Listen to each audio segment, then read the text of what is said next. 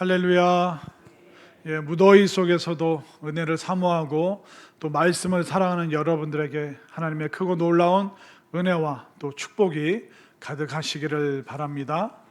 자, 오늘 우리가 디도서 말씀을 읽었는데 이 디도라는 사람은 사도 바울에게 굉장히 중요한 사람이었습니다. 보통 우리가 사도 바울의 그 영적 아들을 누구라고 말을 합니까? 디모데라고 얘기를 하죠. 디도서 앞에가 디모데 전서, 디모데 후서입니다. 그런데 이 디도도 누구냐면 이 사도 바울에게는 나의 믿음 안에서 나의 참 아들이라고 이야기를 합니다. 그렇기 때문에 사도 바울에게는 영적인 아들이 두 명이 있죠. 근데 그 두 명이 성씨가 똑같아요. 다 D씨예요. 디모데, 또 한 명이 누구라고요? 디도. 그러니까 D씨라는 성이 좀 흔했던 것 같은데 한번 화면으로 볼까요? 사도 바울이 얼마나 디도를 신뢰했는지. 디도서 1장 4절 시작. 같은 믿음을 따라 나의 참 아들 된 디도에게 편지하노니. 거기까지. 이 디모데와 이 디도는 영적인 아들, 내 오른팔과 같고 내 왼팔과 같고 정말 나에게는 없어서는 안 되는 사람이라고 오늘 사도 바울이 스스로 고백을 하고 있습니다. 근데 이 성경 전체적인 이렇게 내용을 보면 이 디모데는 좀 내성적이고 부드럽고 온유한 성품의 그런 목회자라는 것을 우리가 미루어 짐작할 수 있고, 디도라는 이 사람은 굉장히 까다롭고 어려운 그 환경 속에서도 교회를 굳건하게 지키고 또 강한 정신력과 또 탁월한 리더십과 능력을 소유하고 있었던, 어떻게 보면 사도 바울과 조금 더 성향이 가까운 사람이 바로 디도라는 사람입니다. 그리고 이 디도라는 사람은 사도 바울이 그 유대교 율법주의와 충돌을 했을 때 이 디도가 굉장히 중요한 역할을 하게 됩니다. 이 디도라는 사람은 이방인, 헬라인이었다가 이제 그리스도인이 된 사람이에요.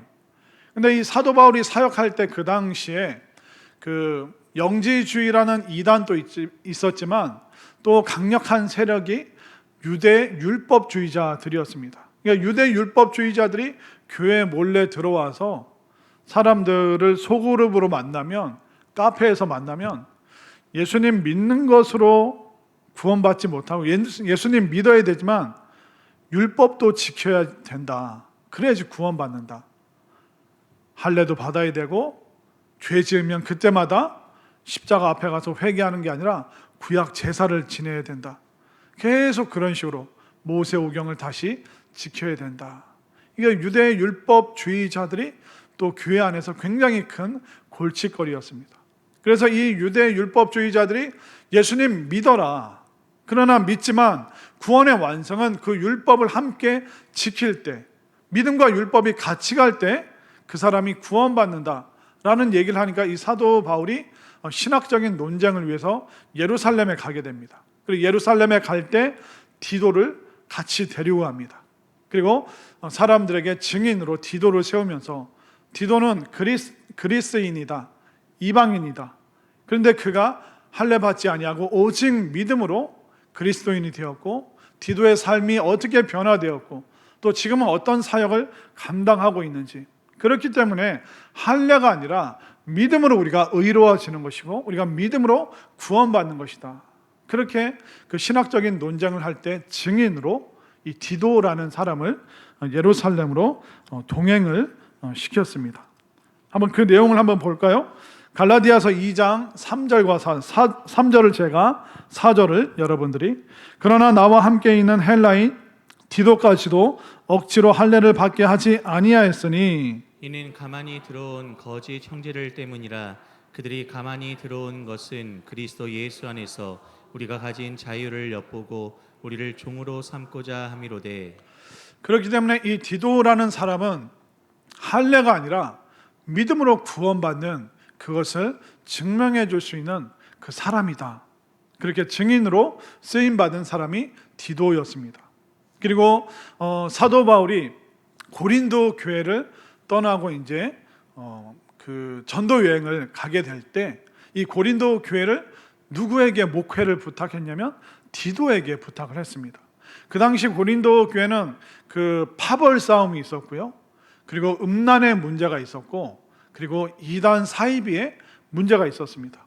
사도 바울도 감당하기가 굉장히 어려웠습니다. 왜냐하면 그 파벌 안에는 베드로도 사도 바울도 아볼로도 또 뭐 예수님도 이렇게 막 이렇게 사람들 그룹이 4개로 형성이 되어 있으니까 사도 바울도 처신하기가 너무 힘든 거예요.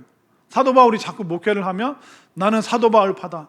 아니다, 우리는 예루살렘에 있는 베드로파다. 아니다, 우리에게 말씀을 잘 가르치는 아볼로가 더 좋다. 에이, 다 떠나서 우리는 그냥 그리스도파라고 하자. 그 분쟁이 너무 심했기 때문에 그 분쟁의 등반구기에 있는 것이 아니라 사도 바울은 전도 여행을 떠나게 되는 것이죠. 그러면서 이 복잡하고 말 많고 싸움이 끊이지 않는 이 교회에 담임 목회자로 디도를 파송하게 됩니다. 그래서 디도가 이제 고린도 교회에 가서 고린도 교인들의 환영을 받게 되고, 또 고린도 교회의 그 많은 어려움들을 잠재우고 고린도 교회를 다시 회개시키고 부흥시키는 일에 디도가 굉장히 크게 쓰임을 받았습니다. 그렇게 이제 디도가 고린도 교회를 안정화시킨 다음에 그 다음에 사도 바울이 디도를 어디로 보내냐면 그레데라는 섬으로 보내게 됩니다. 이 그레데라는 섬은 지금은 크레테라고 발음을 하는데 그 지중해 바다 안에 있는 섬입니다.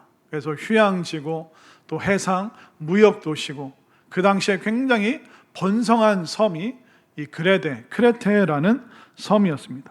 그래서 이 디도에게 이 크레테라는 이 도시 목회를 맡기게 된 것입니다. 자, 디도서 1장 5절을 한번 볼까요? 시작. 내가 너를 그레데에 남겨둔 이유는 남은 일을 정리하고 내가 명한 대로 각 성에 장로들을 세우게 하려 함이니. 이 중반에 보면 남은 일을 정리하고, 그러니까 사도 바울이 정리를 못하고 그 남아있는 일을, 뒷정리를 디도에게 맡기는 것은 아닙니다. 이 남은 일을 정리하고 이 원어를 살펴보니까 삐뚤어진 것을 바로 잡다라는 뜻입니다. 그러니까 그레데 섬에 있는 이 그레데 교회는 삐뚤어진 부분이 있었습니다. 잘못된 부분이 있어요. 그것을 디도가 고린도 교회를 새롭게 만들고 그들을 회개시키고 부흥시킨 경험이 있기 때문에 고린도 교회보다 더 힘든 지역인 이 그레데 교회를 디도가 감당할 수 있기 때문에 남아있는 일, 삐뚤어지고 어그러지고 혼란스럽고 분쟁이 있는 이 문제를 디도, 네가 잘 정리해 주기를 바란다. 그러면서 디도에게 쓴 편지가 바로 디도서라는 서신서입니다. 근데 이 크레테라는 곳은, 크레테라는 섬은 그 당시 해상 무역 도시였는데 이 크레테인들을 향해서 그런 별명이 있습니다. 크레테인처럼 행동하다라는 표현이 있는데 그 당시 유럽 사람들이 그냥 속담처럼 쓰던 말이에요. 아유, 저 행동이 크레테 사람들인 것 같아. 크레테 사람들처럼 행동을 하네. 근데 이 크레테 사람들처럼 행동한다는 게 뭐냐면 새빨간 거짓말을 하다, 사기를 치다, 그리고 폭력적이다. 이 3가지 의미가 크레테 사람을 지칭할 때, 또 어떤 나쁜 행동을 할 때 저 사람 크레테 사람 같아, 그렇게 말을 하는 겁니다. 우리도 뭐 이렇게 속담처럼 경상도 사람들의 특징, 전라도 사람들의 특징, 충청도 사람들의 특징 막 이런 얘기를 하지 않습니까? 그것처럼 그 당시에도, 그 지중해에도 이 크레테 사람들만이 하는 독특한 기질과 행동들이 있었는데 새빨간 거짓말을 하고 사기를 치고 폭력적이고, 어쩌다 그 섬 사람들이 그런 말을 듣게 되었을까요? 거기에 대해서 성경이 이렇게 기록하고 있습니다. 디도서 1장 12절 13절, 자, 12절을 제가 13절을 여러분들이 그레데인 중에 어떤 선지자가 말하되 그레데인들은 항상 거짓말쟁이며 악한 짐승이며 배만 위하는 게으름뱅이라 하니 이 증언이 참되도다. 그러므로 네가 그들을 엄히 꾸짖으라. 이는 그들로 하여금 믿음을 온전하게 하고. 그러니까 그레데에 살았던 어떤 복음 전도자가 있었나 봐요. 근데 그들을 경험하고 나서 뭐라고 그럽니까? 항상 거짓말하고 악한 짐승 같고 배만 먹는 것만 생각하는 게으름뱅이 같다. 이 굉장히 모욕적인 말이죠. 근데 사도 바울이 이 증언이 참되도다. 나도 그레데에서 그들을 만나고 목회하고 성경 가르쳐 봤는데 진짜다. 그들 거짓말쟁이고 짐승 같고 게으름뱅이고 자기 배만 생각, 먹는 것만 생각을 하고 그 말이 틀린 말이 아니다. 그러면서 디도에게 이 힘든 일을 맡기면서 잘해, 화이팅, 너는 잘할 수 있어, 그들의 믿음을 좀 온전하게 세워줘, 그렇게 당부하는 내용이 바로 디도서의 내용입니다. 그러니까 사도 바울도 막 머리를 절레절레 흔들 정도의 크레테 사람들. 왜 그랬냐면 그 당시에는 해상 무역 도시가 굉장히 중요한 거점이었습니다. 그래서 도자기를 팔기 위해서는 어떤 섬을 거쳐서 다른 지역으로 가고 또 이쪽에 있는 비단을 사서 또 다른 지역을 가기 위해서 항해를 하는데 중간에 기착점, 섬이 있으면 얼마나 좋습니까?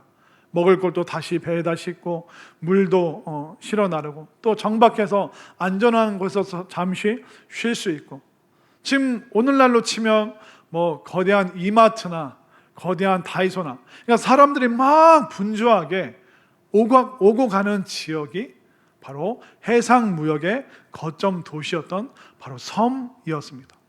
그런데 이 그레테 섬은 지중해 그 중간에 있고 그러니까 동서남북으로 오르내리고 좌우로 왔다 갔다 하는 모든 배들이 거기에 잠시 정박해서 쉬고 또 장거리 이동을 했던 것입니다. 그러니까 이 크레테라는 섬이 굉장히 부유했습니다. 돈이 많아지면 겸손해질까요? 교만해질까요? 교만해질 수가. 아니 없는 분들이 어떻게 그렇게 잘하시지? 상상으로 추측으로 맞습니다. 돈이 많아지잖아요. 겸손해지기보다는 교만해지는 것이 인간의 본성이죠. 그런데 교만해졌을 뿐만 아니라 그들은 굉장히 음란해지고 폭력적인 사람들이었습니다. 왜 그 지경까지 가게 됐냐면 이 크레테라는 섬이 꽤 컸어요. 그러다 보니까 상인들 뿐만 아니라 그 상인들을 노리는 해적들도 섬의 다른 지역에 살았습니다. 그 해적을 쫓으려니 배 타고 도망가고 또 포기하면 다시 또 들어오고 해적들이 살았습니다. 또 이 해적들을 잡기 위해서 크레테 섬에서 누구를 고용했냐면 용병들을 고용했습니다. 그러니까 죽고 죽이는 일이 크레테 섬에 있는 거예요. 해적들도 활동을 하고 있죠. 그들을 잡는 용병들도 있죠. 용병들도 우리가 당신들 안전을 지켜주는데 뭐 내와라. 그러니까 폭력적인 사람들도 있는 거예요. 용병들은 돈 받으면 사람을 죽이는 일을 하는 거예요. 해적들은 스스럼 없이 사람들을 해치고 물건을 빼앗는 일을 하죠. 그렇기 때문에 이 섬이 돈은 많고 부유한데 사람들의 왕래는 많은데 많은 위험성을 갖고 있으니까 그 속에서 그 틈바구니에서 돈을 사용해서 살아남아야 되고 또 그 폭력 앞에서 더 큰 폭력을 사용해서 살아남아야 되고 그러다 보니까 부유하기는 한데 거짓말과 악한 짐승과 같은 행동과 폭력성이 막 보여지는 도시가 섬이 바로 크레테라는 섬이었습니다. 얼마나 그 사람들이 거칠었을까요? 근데 그 거친 사람들이 교회 안에 들어와서 성도라 부름받고 그러나 성도로 부름받았지만 그들이 예배 드릴 때 또 목회자 앞에 있을 때는 잠잠하겠지만 그러지 않은 환경 속에서는 세상 속에서는 또 가끔 교회 안에서 수많은 그런 거친 행동들, 언사들이 오고 가겠죠. 네 내 누군지 아니? 너 돈 얼마 있어? 너 배 몇 척 갖고 있어? 너 용병 있어? 난 해적이랑 싸운 경험이 있어. 그러니까 예수님 복음 얘기하는 것이 아니라 자신의 그 어떤 세상적인 배경, 내가 얼마나 무섭고 폭력적인 사람인지, 그러니까 교회 안에서 행세하려고 했던 사람들이 의외로 많이 있었던 것이죠. 그러니까 그들과 수많은 어려움을 겪었기 때문에 정말 혀를 내두르는 그런 일들이 사도 바울도 경험할 수밖에 없었던 것이죠. 그렇기 때문에 사도 바울이 1장, 2장, 3장 이 짧은 구절 안에서 디도에게 1장에서는 교회를 어떻게 다스려야 되는지, 문제 있는 성도들을 어떻게 치리해야 되는지, 그러니까 1장에서는 교회 행정에 대한 이야기들을 합니다. 그리고 2장에서는 무슨 얘기를 하냐면 목회자와 장로들은 어떻게 행동해야 된다, 나이 든 남자 어른들은 이렇게 살아야 된다, 나이 많은 여자 어른들은 이렇게 살아야 된다. 그 성도들의 그 삶에 대한 그 권면을 세대별로, 직분별로 쭉 설명하고 있는 것이 디도서 2장의 내용입니다. 이제 그러다가 이제 오늘 본문인 디도서 3장에 들어와서는 세상에 대해서, 이웃에 대해서 크레테 교인들이 어떻게 살아야 되는지 그 내용을 다루고 있습니다. 자, 우리 성도들이 살아가는 공간은 교회에 한정되어 있는 게 아니잖아요. 여러분들이 교회에 머무는 시간은 제한적이죠. 여러분들은 세상에서, 일터에서 안 믿는 사람들과 더 많이 만납니다. 그렇기 때문에 디도서 3장에서는 교회에서는 한정된 시간을 보내고, 그러나 세상 속에서는 많은 시간을 보낼 때 어떤 자세로 살아야 되는가, 거기에 대해서 오늘 본문 3장이 말을 하고 있습니다. 그러면 세상 속에서 살아가는 그리스도인들이 어떻게 살아야 되는가 좀 차근차근 살펴보겠습니다. 자, 오늘 본문 1절 말씀을 볼까요? 조금 불편할 수도 있는 내용이죠. 오늘 본문 1절 시작. 너는 그들로 하여금 통치자들과 권세 잡은 자들에게 복종하며 순종하며 모든 선한 일 행하기를 준비하게 하며, 통치자들과 권세 잡은 자들에게 복종하며 순종해라 라고 말을 하고 있죠. 그러면 그런 경우가 있잖아요. 나는 이 대통령에게 투표 안 했는데, 나는 이 시장, 이 국회의원에게 투표하지 않았는데, 근데 그 사람이 당선이 돼서 대통령이 되어 있고 시장이 되어 있고 국회의원이 되어 있어요. 그런데 표면적으로 보면 오늘 1절에서는 통치자들과 권세 잡은 자들에게 복종하며 순종하라, 이렇게 설명을 하고 있습니다. 자, 우리가 세상 속에서 살 때 그런 사람들을 접하고 그런 뉴스를 들을 수밖에 없죠. 그럼 어떻게 우리가 이 말씀을 적용을 해야 될까요? 보통 우리는 우리들 중에는 정치나 권세나 힘을 가진 사람, 그런 사람들을 우리가 신격화하지는 않습니다. 그런데 그런 사람들을 신격화는 아니지만 위대한 영웅처럼 떠받드는 그런 사람들이 있죠. 그런 방식처럼 그들을 정말 이 시대의 위대한 지도자로 떠받들면서 그래 거기에 머리 숙이는 것처럼 숙이라는 뜻일까요? 아니면 내가 뽑지 않았기 때문에, 나는 지지하지 않았기 때문에 무조건 모든 것을 반대해야 되는 것일까요? 어떻게 우리가 행동을 취해야 될까요? 세상 통치자들과 권력과 힘을 가진 사람, 그 사람들의 역할은 제한적입니다. 세상 질서가 무너지지 않도록 지탱하고 있는 사람들이 그 사람들이죠. 세상 질서에 대한 공적인 영역을 하나님께서 그들에게 맡기신 거예요. 그래서 우리가 때로는 마음에 안 드는 정권도 있고, 또 때로는 내가 지지하지 않는 정당들도 있어요. 그러나 분명한 것은 뭐냐면 그들은 일시적으로, 제한적으로 대한민국과 또 세상의 그 질서를 일정 부분 담당하고 있는 거예요.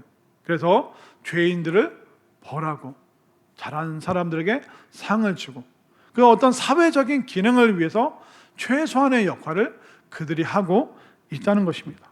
그래서 정치인, 공무원, 경찰, 소방관, 군인, 이 모든 사람들이 다 탁월하다는 것이 아니라 그들이 잘못하는 행동이 있어요. 그럼에도 불구하고 그들에게 맡겨진 역할, 그것은 우리가 인정을 해야 되는 것입니다. 그렇지만 우리는 그 권세자들이 바른 길로 가도록 뭘 해야 됩니까? 기도를 해야 되는 것입니다. 우리가 막 너무 복잡하게 생각할 필요는 없는 거예요. 때로는 내가 지지했던 사람이 너무 실망스러울 때가 있어요. 내가 지지하지 않았던 사람들이 의외로 또 괜찮은 일을 또 하는 걸 볼 수도 있는 것이죠. 그렇기 때문에 우리가 너무 낙심할 필요도 없고 너무 그들을 영웅시 여길 필요도 없는 거예요. 그리스도인들은 어떻게 해야 됩니까? 권세자들이 바른 길을 갈 수 있도록 여러분들 기도하시기를 바랍니다. 그리고 우리가 법과 제도 안에서 그리스도인들은 좋은 시민이 되면 되는 겁니다. 사도 바울이 이렇게까지 권면하는 것은 뭐냐면 그 당시에는 통치자들과 권력들에게 조금만 대항하잖아요. 그럼 바로 사형 집행입니다. 그러니까 언론의 자유라는 게 없는 시절이에요. 그렇기 때문에 무조건 맹목적으로 그들에게 고개 숙여라, 굴복해라, 그 뜻이 아니라 너희들의 목숨이 위태롭지 않기를 원한다. 그 의미가 오늘 본문 내용에 담겨 있는 것입니다. 그래서 우리는 권세자들이 바른 길 갈 수 있도록 기도해야 되는 것이고, 또 우리는 그리스도인이지만 또 시민으로서 우리가 해야 될 역할, 세금을 내고 또 법 질서를 지키고 또 우리가 양심과 또 어떤 도덕, 윤리에 따라서 우리가 정당하게 또 행동을 하면서 잘못된 불합리한 그 권력에 대해서는 또 우리가 저항을 할 수 있어야 되는 것이죠. 그렇기 때문에 사도 바울이 말하고 있는 건 바로 우리가 그리스도인으로서 기도해야 될 영역이 있고 또 시민으로서 우리가 해야 될 역할이 있고, 그렇지만 정치인들이 또 위에 있는 권세자들이 그들이 사회 질서를 지키는 부분이 있다는 것을 여러분들 잘 이해하시면서 균형 감각을 가지고 좋은 시민으로 이 땅에서 또한 살아 주시기를 바랍니다. 자, 이렇게 우리는 세상이라는 공간 속에서 살기 때문에 세상 속에서 좋은 그리스도인은 좋은 시민으로 이렇게 살아야 되는구나, 그것을 우리가 알면 되죠. 또 두 번째, 또 무엇을 사도 바울이 권면하고 있을까요? 이단들과의 그 분쟁을 피하라라고 말하고 있습니다. 자, 9절과 10절을 한번 볼까요? 9절을 제가 10절을 여러분들이, 그러나 어리석은 변론과 족보 이야기와 분쟁과 율법에 대한 다툼은 피하라. 이것은 무익한 것이요 헛된 것이니라. 이단에 속한 사람을 한두 번 훈계한 후에 멀리하라. 그러니까 사도 바울이 이단들을 향한, 사이비를 향한 그 일관된 주장이 바로 그렇습니다. 어리석은 변론과 분쟁을 피해라. 보통 우리는 이단들의 그 생각이, 사상이, 가르침이 잘못됐기 때문에 얼마든지 우리가 논쟁을 하면 이길 수 있다라고 생각을 합니다. 그런데 우리가 상대방의 그 오류를 바로 잡겠다고 우리가 함께 시간을 보내잖아요. 그럼 어떻게 될까요? 이기냐 지냐, 결국 말싸움밖에 안 돼요.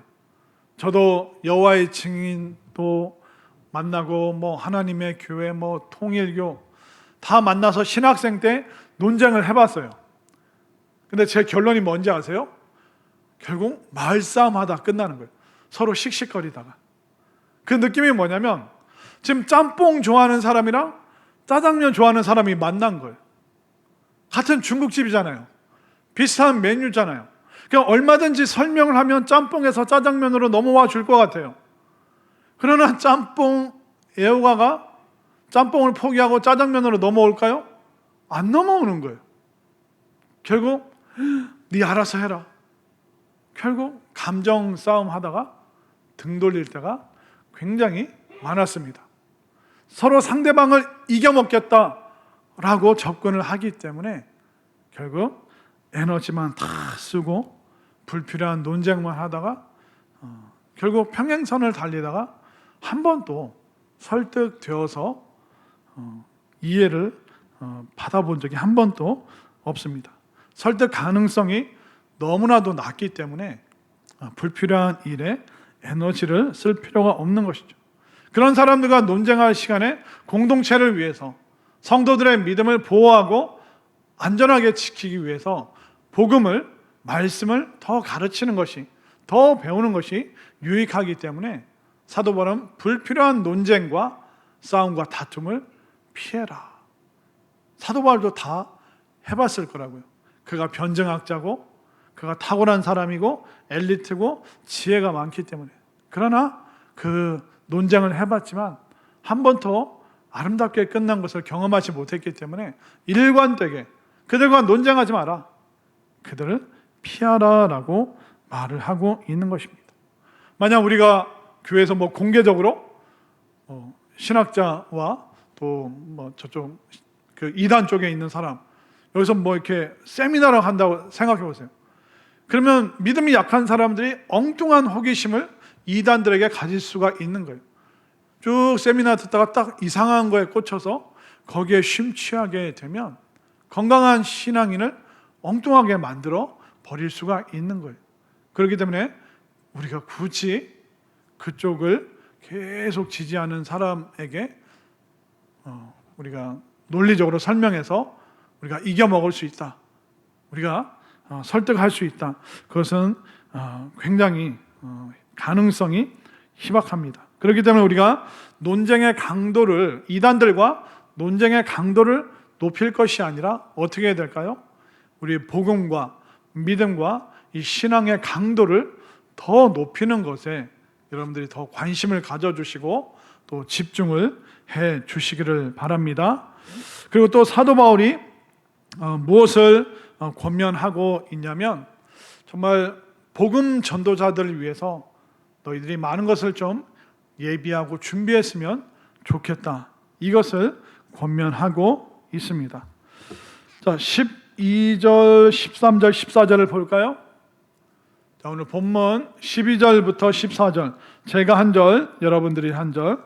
내가 아데마나 두기고를 내게 보내리니 그때 내가 급히 니고볼리로 내게 오라. 내가 거기서 겨울을 지내기로 작정하였노라. 율법교사 세나와 및 아볼로를 급히 먼저 보내어 그들로 부족함이 없게 하고. 함께 읽겠습니다. 또 우리 사람들도 열매 없는 자가 되지 않게 하기 위하여 필요한 것을 준비하는 좋은 일에 힘쓰기를 배우게 하라. 여기 몇몇 사람이 나오죠. 12절에 보면 아데마, 두기고가 나오고 있습니다. 13절에 율법교사 세나 그리고 아볼로가 나오고 있죠. 그리고 13절 끝에 그들로 부족함이 없게 해줘라라고 디도에게 또 그레데 교인들에게 지금 권면을 하고 있습니다. 이 말은 뭐냐면 결국 마지막, 그레데인들이여, 당신들은 사회에서 좋은 시민이 되어야 됩니다. 당신들이 교회 안에서 세상에서 만나는 수많은 이단들과 불필요한 논쟁하지 마십시오. 우리는 복음 전도자들을 후원하고 격려하고 그들이 부족함 없이 마음껏 예수님 전할 수 있도록 우리는 지지하고 응원해야 됩니다. 우리가 이 일을 위해서 부름받았습니다. 그렇게 쫙 사도 바울이 결론을 맺어가고 있는 것입니다. 결국 선교적인 이야기를 하고 있는 것이죠. 여러분들은 선교에 대해서 어떻게 생각을 하고 계십니까?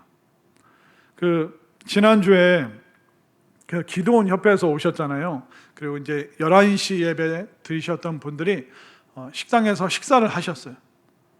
그리고 그분들이 너무 감격하면서 목사님 설교 좋았다는 얘기는 한마디도 안 하시고 어쩌면 이렇게 비빔밥이 맛있냐고, 이 교회 다니고 싶다고 장로님이 그러시더라고요. 네, 그러면서 이제 이런 저런 얘기를 하는데 또 어떤 분이 이제 제 옆에 앉으셨는데 그분이 물어보시더라고요. 목사님, 이게 좀 목사님 난처한 질문 같기도 한데 좀 하나 좀 여쭤보고 싶다고. 그냥 한번 물어보십시오. 아니 어떤 사람이 그러더라고요. 아니 대한민국 저 시골에도 아직 안 믿는 사람들이 있는데 왜 해외에 나가서 전도를 하고 있냐고. 우리나라 시골도 전도를 해야지. 제가 그런 사람에게 목사님 뭐라고 이걸 설명을 해야 됩니까? 자, 여러분 같으면 뭐라고 설명하시겠습니까? 대한민국에도 아직 안 믿는 사람들이 있는데 해외 선교 그거 왜 해야 되냐고. 우리나라부터 먼저 해야지. 자, 이 전도와 선교는 점진적으로 해야 됩니까? 동시다발적으로 해야 됩니까? 동시다발적으로. 여러분들이 가족 구원 못했으면 밖에 나와서 전도하면 안 되는 거예요? 여러분들이 대전에서 전도하다가 제주도 가서 울릉도 가서 서울 가서 전도하면 안 되는 걸까요? 순차적인라는 게 무슨 의미일까요? 여기 있는 사람들 100%, 대전에 있는 사람 100% 해야지 금산 가고 청주 가고 부여 가는 거야. 이런 식으로 우리가 이해를 해야 될까요? 사도 바울이요, 그 유럽 전역을 온 유럽을 다 다녔습니다. 1차, 2차, 3차. 여기는 일주일 있다 가고 저쪽에서는 2달, 이쪽에서는 1년. 그 필요에 따라서 사도 바울은 동시다발적으로 온 세상을 향해서 계속 움직였던 거예요. 그래서 제가 그분에게 전도와 선교는 점진적인 게 아니라 동시다발적으로 해야 됩니다.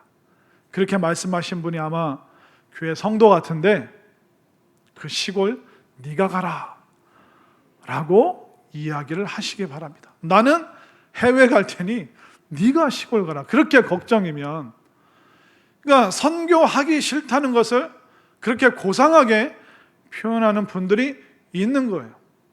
선교는 교회 활동이 아닙니다. 선교는 교회 프로그램이 아니에요.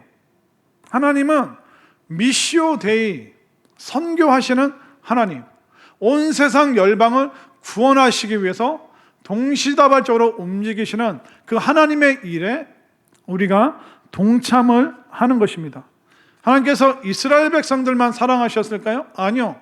이스라엘 백성들을 구원하시고 애굽의 재앙을 내리는 걸 세상 사람들이 보면서 온 세상이 여호와 하나님이 구원자이심을 알게 하도록 하는 역할이 이스라엘이었습니다. 우리가 이렇게 살았는데 우리 하나님께서 우리를 건져주셨습니다. 우리가 광야 생활했는데 하나님께서 우리를 가나안으로 인도하셨습니다. 그걸 온 세상 열방 사람들이 보고 하나님을 예배하고 하나님을 경배하고 하나님께 돌아올 수 있도록 하는 그 역할을 이스라엘이 하게 되는 것이죠. 그리고 요셉이라는 사람이 다시 애굽으로 들어가서 뜻밖의 그가 국무총리가 되고 그의 선한 영향력을 통해서 애굽 사람들이 살고 애굽의 근동 지역에 있는 모든 사람들이 굶어 죽지 않고 살도록 하는, 그렇기 때문에 직접 전도도 있지만 간접 전도, 이렇게 사회적인 그 어떤 활동을 통해서 사람들이 살아가도록, 요셉의 그 모습을 보면서 하나님께 영광 올려드리도록 하나님께서는 다니엘을 바벨론 속에서 선교사로 살게 하신 것이죠. 그러니까 믿음의 사람들을 사용하셔서 하나님의 선교는 끊임없이 지금도 진행되고 있는 것입니다. 그렇기 때문에 선교라는 것은 교회의 일이 아니에요. 교회 프로그램 중에 하나가 아닙니다. 해도 되고 안 해도 되고가 아니에요. 어떻게 보면 성경 전체는 미시오 데이, 선교하시는 하나님, 온 세상을 구원하기 위해서 계속 움직이시는 하나님의 그 역사를 기록한 것이 바로 성경이라고 말할 수 있습니다. 예수님께서 친히 이 땅에 제물이 되시고 선교사가 되셔서 이 땅에 오신 것이죠. 그리고 하나님께서는 오늘날 교회를 통해서, 교회의 선교적인 사역을 통해서 이 지구촌이 하나님께 돌아올 수 있도록, 그리하여 그들이 마침내 구원받아 하나님 나라에 입성할 수 있도록 이 모든 역할을 교회가 감당하도록, 그렇기 때문에 교회는 선교적인 교회가 돼야 돼요. 왜냐하면 하나님께서 선교하시는 하나님이시기 때문에, 이것은 하나님께서 이 땅을 향한 놀라운 사명이기 때문에 우리는 하나님의 사명에 동참하는 것이지, 절대로 우리는 해도 되고 안 해도 되는 일, 선교사님은 선교사님 일하고 우리는 그냥 한국에서 우리 일을 하고, 그게 아니라는 거예요. 우리 모두가 이 하나님의 선교에 동참해야 될 줄로 믿습니다. 그때 이 사도 바울이 누누이 늘 얘기하는 것이 있습니다. 13절 말씀, 본문 13절 다시 한번 볼까요? 시작. 율법교사 세나와 및 아볼로를 급히 먼저 보내어 그들로 부족함이 없게 하고. 그들이 이 세나와 아볼로가 성경 교사로 있다가 빨리 또 다른 지역으로 선교사로 가야 돼요. 그들이 부족함 없게 해라. 다른 교회가 아니라 그레데 교회가 이것을 감당을 해라. 이걸 위해 너희들이 준비되고 힘을 써야 된다. 14절을 볼까요? 14절 말씀 시작. 또 우리 사람들도 열매 없는 자가 되지 않게 하기 위하여 필요한 것을 준비하는 좋은 일에 힘쓰기를 배우게 하라. 14절을 계속 띄워보십시오. 또 우리 사람들도, 우리 사람들이 누구냐면 그레데 교인들이에요. 그레데 교인들이 열매 없는 자가 되지 않게 하기 위하여, 상급 없는 사람이 되면 안 된다. 하나님 나라에서 상급은 어디서 준비해요? 이 땅에서만 준비할 수 있어요. 하나님 나라 상급은 준비할 수 있는 기회가 여러 번 있는 게 아니에요. 일생 동안 단 한 번밖에 없는 거예요. 그런데 그레데 교인들이 자기 배만 불리고 교만해지고 그런 거에 힘쓰는 것이 아니라 하나님 나라 상급, 하나님 나라 열매, 이거를 준비하도록 디도야, 이거 가르쳐라, 그렇게 말하고 있는 것이죠. 그래요, 필요한 것을 준비하는 좋은 일에, 그러니까 선교사들이, 복음 전도자들이 필요한 것을 준비하는 이 좋은 일에 힘쓰기를 배우게 해라. 그들이 상급을 준비하고 복음 전도자들이 부족함 없이 지낼 수 있도록 도와주는 일을 가르쳐줘라. 그들이 이걸 배울 수 있도록 네가 꼭 가르쳐줘야 된다. 이 말을 사도 바울이 결론적으로 지금 하고 있는 것입니다. 우리는 가는 것도 사명이지만 보내는 것도 사명입니다. 그레데 교인들이 보내지 않으면 세나와 아볼로가 복음 사역하기가 힘듭니다.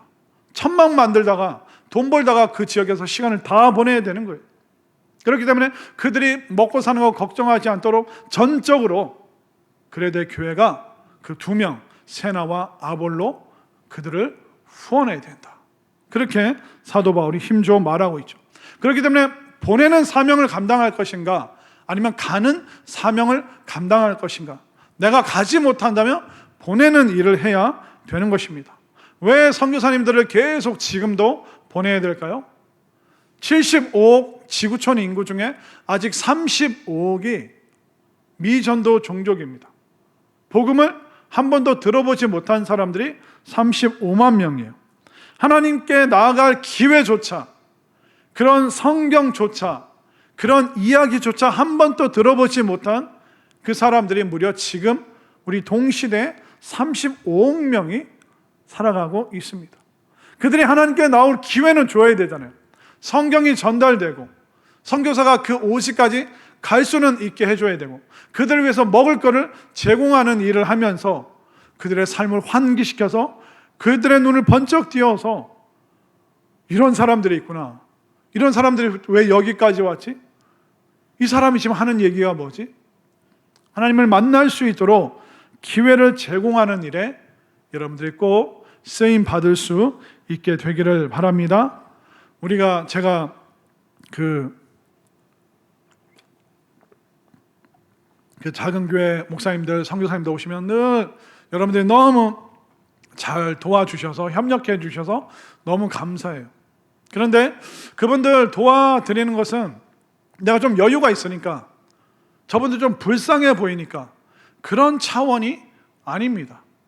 하나님께서 여러분들에게 복 주시는 기회예요. 제가 예전에 서울에 있을 때 어떤 권사님이랑 얘기하는데, 이 권사님이 이제 좀 젊어서 혼자가 되셔가지고, 그때 혼자 됐을 때 이제 중학생 그리고 초등학생 아들이 둘이 있었대요. 그리고 작은 분식집을 이제 하고 계셨고, 그러니까 뭐 남편은 아파서 세상 떠나고 이제 혼자 아들 둘을 건사해야 되고 분식집도 혼자 해야 되고. 근데 그때 이제 월세를 살고 있었대요. 좀 힘이 들어서. 근데 월세 살 때 늘 교회 와서 하나님께 기도했대요. 하나님 집 좀 주세요. 집 좀 주세요. 매일 기도가 그거예요. 월세 살이 여기저기 이사 안 가게 하나님 집 좀 주세요. 집 좀 주세요. 그냥 그런 기도를 그냥 마음에 품고 늘 기도를 했대요. 그리고 한 30년 전에는 이렇게 구걸하시는 분들이 좀 그 가게에 들르셨나 봐요. 그러면 이제 많이는 못 주고 100원씩 드렸대요. 30년 전에. 그때 100원이면 한 어느 정도일까요? 근데 이 구걸하시는 분들이 100원을 받으면 감사하다고 할까요? 짜증을 낼까요? 어떻게 알아요? 짜증을 내더래요. 이거 가지고 뭐 하냐고. 그러니까 그 좋은 마음으로 주신 그 권사님도 받기 싫으면 말라고. 그러니까 막 신경전을 벌이는 거죠. 그럼 이게 그걸 구걸하고 받는 분은 에이씨 하고 이제 막 짜증을 내고, 이 권사님은 분식집 하는데 도와주는 것도 감사해야지. 얼마나 힘들어 죽겠는데, 나도 힘들어 죽겠는데 막 화가 나고 막. 근데 어느 날 기도하는데 하나님께서 탁 그러시더래요. 너 왜 구걸 온 사람들한테 화내고 같이 짜증내냐? 내가 너 복 주려고 그 사람들 보낸 거야. 기도하는데 어느 순간 확 감동이 들더래요. 내가 너 복 주려고 그 사람들 보낸 거야. 하나님의 음성이 들리니까 그 다음 날부터 100원을 두 손으로 드렸대요. 아이고, 여기까지 와주셔서 감사합니다. 100원을 두 손으로 드렸대요. 그러니까 이상하게 쳐다보고 가더래요. 근데 그분은 일주일에 한 번 올까요? 매일 올까요? 매일 오는 거예요. 두세 명이 항상 이게 정해놓고. 그냥 매일 200-300원이 나간다는 거예요. 근데 본인이 두 손으로 밝게 감사합니다 드리니까 처음에는 이상하게 쳐다보다가 그분들 받는 분이 이제 어느 날 그러더래요. 아주머니도 복 받으시오. 그러고 이제 받아서 가면서 이제 웃으면서 매일 보는 거예요. 자, 사건은 그 다음 해에 벌어졌습니다.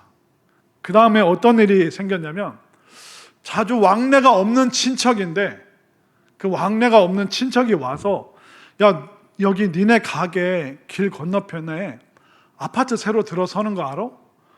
아니 몰라요. 뭐 공사한다고 뭐 뚝딱뚝딱 하고 있는데, 아니 그냥 뭐 밥 팔고 그러느라 정신이 없죠. 야, 내가 너한테 1,400만 원 빌려줄 테니까 저거 빨리 가서 이게 사인해. 에?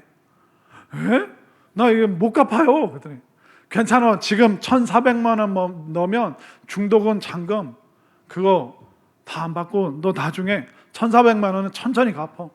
너 집 다 되면 나중에 애들 다 키우고 갚어.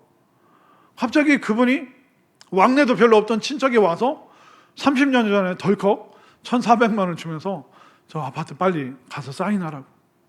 그 얼떨결에 사인하고 해서 그 집이 덜컥 생긴 거죠. 그러면 천천히 아들들 키우면서 또 아이들이 커서 또 그걸 계속 갚아가고. 그 얘기를 하시면서 그 과거에 살아왔던 30년 전 얘기를 해주시는 거예요. 이 100원이 뭘까요? 저한테 100원은요, 이거 엄청난 거예요. 왜냐하면 저희 어머니는 항상 100원이 없대요. 제가 어렸을 때 유치원 초등학생 때 엄마 100원만 하면 저희 어머니는 없다 나 갖다 팔아라. 이거 엄마를 팔아야지 생길 정도가 100원이, 이 100원이 얼마나 큰 돈입니까? 30년 전 100원 큰 돈 아니죠. 그런데 내 집에 구걸하러 찾아온 사람, 그 사람에게 나에게는 아무것도 아닌 돈일 수 있는 그 100원을 드렸는데 하나님께서 내가 너에게 복 주려고 그 사람 보냈다. 오늘날 구원하는 사람 없잖아요. 찾기가 어렵죠. 옛날에는 쇠갈고리 메고 깡통 들고 무섭게 하는 구걸하는 사람들이 있었잖아요. 지금은 그런 사람들 찾아보기도 어렵습니다. 그러면 믿는 우리에게 어떤 사람을 우리에게 복 주시기 위해서 보내실까?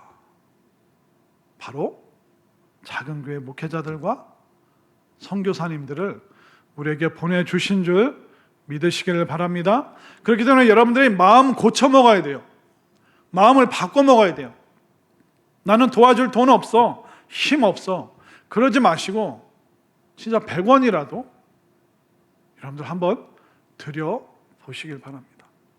그리고 드릴 때 내가 여유 있으니까 교만한 마음, 내가 불쌍한 분 돕네, 그런 마음으로 절대로 하지 마시고, 하나님께서 나에게 복 주시기 위해서 이분을 보내주셨구나, 하나님께서 나에게 복 주시기 위해서 목사님을 통해서 이런 광고가 내 귀에 내 마음에 들려오는구나. 여러분들의 마음을 바꿔 먹기 전까지는 남을 돕는 것이 축복이 안 될 수도 있어요.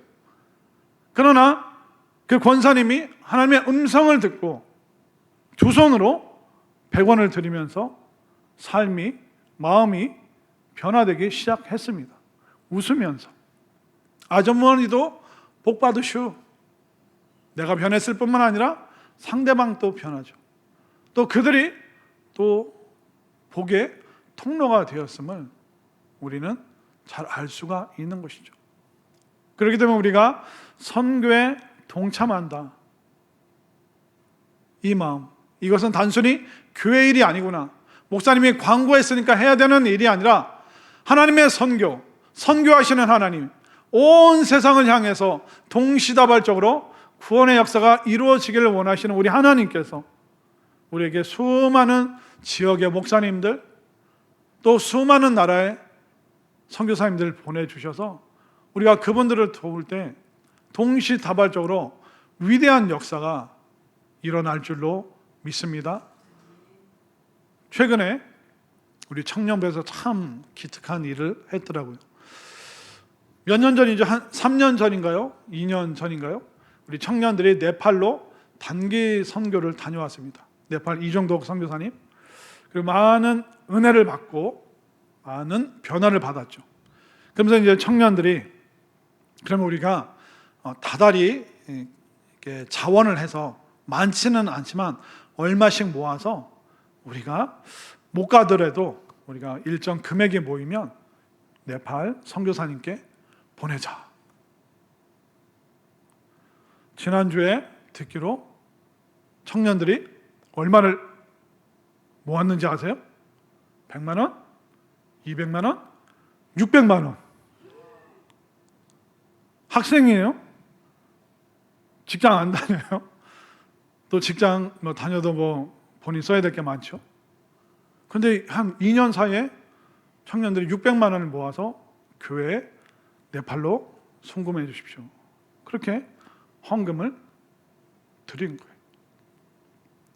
우리 청년들이 복 받을 줄 믿습니다. 우리 자녀들이 복 받는 자녀들 될 줄로 믿습니다. 사도 바울이 디도를 통해서 그레데인들이요, 제발 폭력적이고 거칠게 살지 마십시오. 돈 좀 있다고 행세하지 마십시오. 우리는 좋은 시민이 되어야 되고, 또 우리는 이단과 싸울 시간이 없습니다. 복음으로 교회를 세워야 됩니다. 그뿐만 아니라 우리는 동시다발적으로 수많은 복음 전도자들을 후원해서 땅끝까지 이 하나님의 선교에, 이 구원의 일에 우리는 동참해야 됩니다. 여러분들 어떻게 하시겠습니까? 이 일은 하나님 나라의 열매, 상급을 위하여 하나님께서 우리에게 복 받으라고 주신 축복의 통로가 바로 전도고 선교임을 여러분들 꼭 믿으시기를 바랍니다. 그렇기 때문에 하나님께서 우리에게 감동 주실 때, 또 교회 광고, 목사님의 광고가 아니라 내가 하나님의 선교에, 내가 하나님의 구원 사역에 내가 보내는 사람으로, 또 내가 물질로 참여하는 사람이, 우리 청년들도 저렇게 그 뜨거웠던 그 사랑을, 잠시 만났던 그 정을 잊지 못하고 저렇게 복받는 행동을 하는데 과연 나는 어떻게 해야 될까? 나도 모범을 보여야겠다. 나도 좋은 모델이 되어야겠다. 내가 수많은 것을 드릴 수는 없지만 정말 100원을 귀한 마음으로 드리는 그 마음이 나에게 있어야겠다. 그들은 하나님께서 나에게 복 주시려고 보내주시는 축복의 통로다. 이 믿음이 우리 모두에게 가득 넘칠 수 있게 되기를 간절히 소망합니다.